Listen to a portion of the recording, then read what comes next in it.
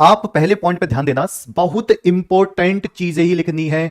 बहुत इंपॉर्टेंट चीजें का मतलब जो कि मान लो डेफिनेशन है, फॉर्मूला है या डायग्राम है, उसको बेसिक मानकर उसी के बारे में छोटा छोटा लिखना है। बहुत इंपॉर्टेंट वाली चीजें ही, कूड़ा कबाड़ा एक्स्ट्रा नहीं लिखना।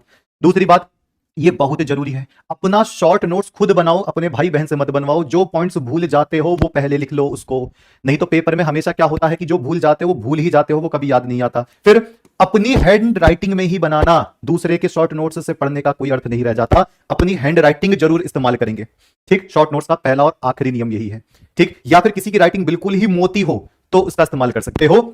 चौथी बात मैंने बता दी, मान लो यहां पर आपने कोई डायग्राम बनाया तो डायग्राम के साइड में ही ऐसे छोटे छोटे पॉइंट्स लिख दीजिए, ऐसे होता है शॉर्ट नोट्स।